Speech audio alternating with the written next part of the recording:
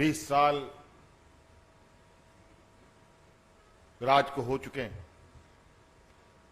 और आज के दिन में भी इस राज को जो गति मिलनी चाहिए थी, मुझे लगता है अगर शुरू से इस विषय पर गंभीरता से काम किया होता तो आज झारखंड देश के पिछड़े राज्यों में नहीं, देश के अगड़ी राज्यों में गिना जाता। क्या नहीं है इस राज्य में? सोने की चिड़िया के रूप में जाने जाने वाला ये राज्य, जिसके कोयले से पूरा देश जगमगाता है, जिसके खनिज से देश में परमाणु क्षमताएं बढ़ाई जाती है, जिस राज्य के खनिज से बड़े बड़े उद्योग चलते हैं, जिस राज्य में हीरे पाए जाते हो, जिस राज्य में सोना पाया जाता हो, जिस राज्य में अबरक पाया जाता हो, उस राज्य में लोगों की क्या दशा है? हम जरूर डिबेट करते हैं, जरूर हम बड़े बड़े गोष्ठियां करते हैं, लेकिन आज कहीं पर भी आप देख लें, व्यापार में हो, नौकरी में हो, किसी वर्ग के नौकरी में हो, आज इन वर्गों को आरक्षण होते हुए भी पिछले पायदान पे खड़े। आज 20 सालों में पहली बार सरकार लगातार इस राज्य में मूलवासी आदिवासियों, यहां के लोगों को सरकार के रोजगार में हिस्सेदार बनने के लिए नियमावली बनाए जा रहे हैं, बने हुए हैं तो उसमें संशोधन किए जा रहे हैं।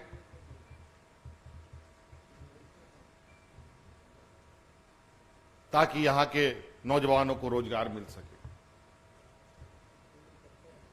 क्योंकि बहुत सारे विभागों में तो नियुक्ति नियमावली भी नहीं थी, इधर उधर की नियमावली के तहत नियुक्ति होती रही, कॉन्ट्रैक्ट पर लोग बहाल होते चले गए और स्थिति अराजकता की ओर चली गई। काम करना है लेकिन सीधे तरीके से काम नहीं, टेढ़े मेढ़े रास्ते से चल के काम हुआ, नतीजा राज डगमगाता चला गया।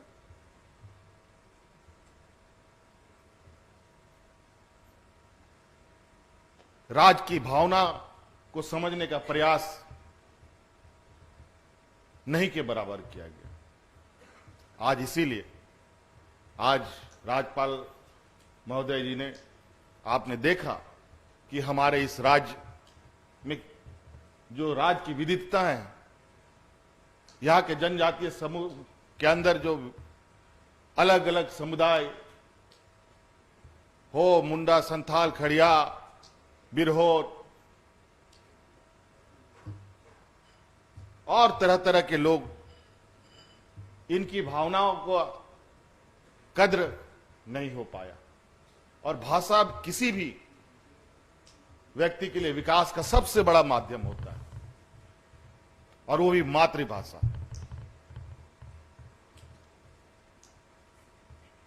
आज आपने देखा होगा कि हम लोगों ने यहां पर नियुक्ति में विशेष रूप से राज्य में जो 10वीं 12वीं जिन लोगों ने पढ़ाई की, उनको प्राथमिकता के आधार पर रोजगार से जोड़ा जाएगा, 3rd ग्रेड 4th ग्रेड के रोजगारों में।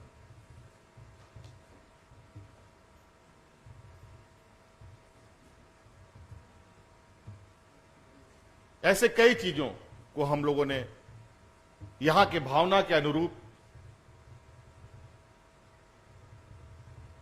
बनाने का प्रयास किया है, ताकि अधिक से अधिक यहां के लोगों को, यहां के नौजवानों को, आने वाली पीढ़ी को उसका लाभ मिल सके। मेरे मन में अभी अभी एक विचार आया था, कहीं भूल ना जाऊं, मैं पहले ही बता देता हूं, क्योंकि ये बहुत कठिन काम है। 20 सालों में पहली बार ये उभर के आया और मैं पहली बार ये चीजें देख भी रहा हूं। और जब कोई अच्छी चीज देखता हूं तो मुझे लगता है कि मैं उसको तुरंत अपने साथ कर लूं। आज हड़िया बेचने वाली महिलाएं, कैसा लगता होगा आप लोग सोच सकते हैं, अंदाजा लगा सकते हैं। हम लोग तो अक्सर राजनेता के रूप, एक जनप्रतिनिधि के रूप में इन लोगों के साथ रूबरू होना पड़ता है। कई बार हमारी गाड़ी के नीचे लोग आते आते बच गए, कई लोग हमारे काफिले के गाड़ियों से कुचल जाते हैं।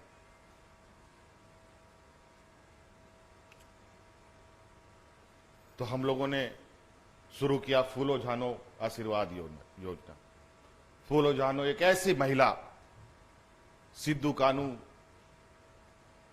की बहनें, जिन्होंने भी एक अपना इतिहास रचा उनके नाम पर। और आज 15-16 हजार महिलाओं को इससे जोड़ा गया। मैं नहीं कह सकता कि हम लोग ये विगत 1-2 साल में हम लोग चीजों को पूरी तरीके से, लेकिन एक शुरुआत है। बदलाव देख के जल्दी किया जा सकता है। तो ये निश्चित रूप से मुझे इसका उम्मीद है कि इसमें भी हम लोग आने वाला समय में इस राज्य का ये अभिशाप को हम लोग धोने में कामयाब होंगे। और आज जिन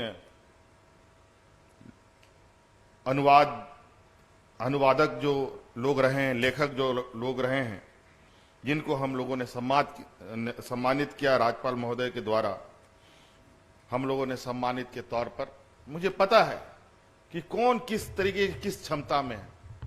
यहां अमीरी और गरीबी का जो खाई है, घटने का नाम ही नहीं ले रहा, निरंतर बढ़ता जा रहा है। पहले खुद जिएगा तब तो दूसरे को जिंदा रखेगा। हर कोई बिरसा मुंडा, सिद्धू कानू नहीं हो सकता, फूलो जानो नहीं हो सकते। आज व्यवस्था को उनके प्रति संवेदनशील होना पड़ेगा। आज हमारी खिलाड़ियों को आप लोग अक्सर ये सुनते होंगे, ये लड़की वहां हड़िया बेच रही है, दूसरे के यहां रेजा का काम कर रही है, किसी के यहां मजदूरी का काम कर रही है। और कौन खिलाड़ी? स्वर्ण पदक ओलंपिक खिलाड़ी सब।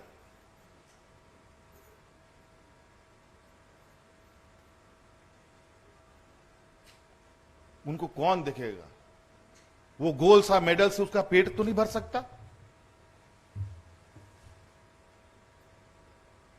उसको रोजगार से जोड़ना पड़ेगा, उसको ऐसी व्यवस्था देनी पड़ेगी जिस पर वो अपने खड़े होकर के आप खुद को और अपने परिवार को पाल सके। और उसी संकल्प के साथ हमने इस बार उन सभी प्रतिभावान खिलाड़ियों को सरकार में सीधी नियुक्ति देने का काम किया।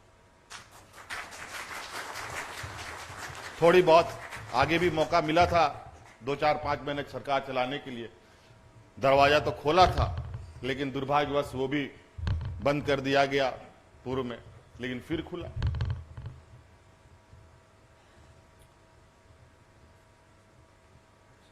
आज इसीलिए जिन अनुवादक और लेखकों को हम लोगों ने सम्मानित किया, मैं उनको आज 1-1 लाख रुपए प्रोत्साहन राशि उपलब्ध कराने की घोषणा करता हूं, ताकि ये और बेहतर तरीके से काम कर पाएं और इसमें आगे बढ़ चढ़ करके इनका मनोबल ऊंचा रहे।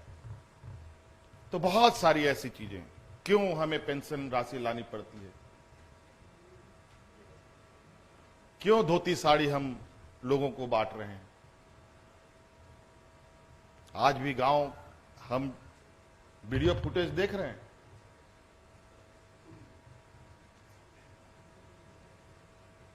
ऐसा नहीं कि चीजें, तस्वीरें बोलती नहीं।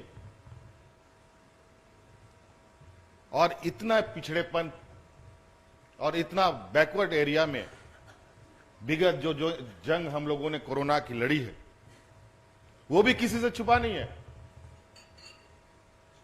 हां, ये बात जरूर है कि यह जंग सब कोई मिलकर लड़े, शहरी, ग्रामीण, सभी कोई मिलकर।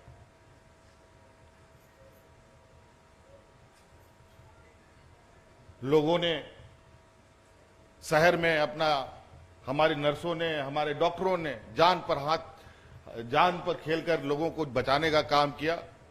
तो खूंटी जैसे जिले में हमारी नर्स, हमारी सहिया, हमारी जो महिला समूह की महिलाएं नदी पार पार करके जा करके टीकाकरण करने का काम किया, पहाड़ों में चढ़ करके टीकाकरण करने का काम किया।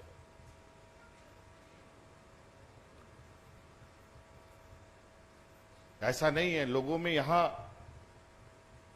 रास्ता किसी ने सही चुना नहीं और लोग देख नहीं पाए। आज सरकार इस राज्य के भावनात्मक पहलू को समझते हुए, राज्य के लोगों के भावना के अनुरूप कार्य योजना बनाते हुए कैसे हर एक व्यक्ति को सम्मान के साथ जीने का अधिकार प्राप्त हो, इस पर लगातार काम कर रही है। आज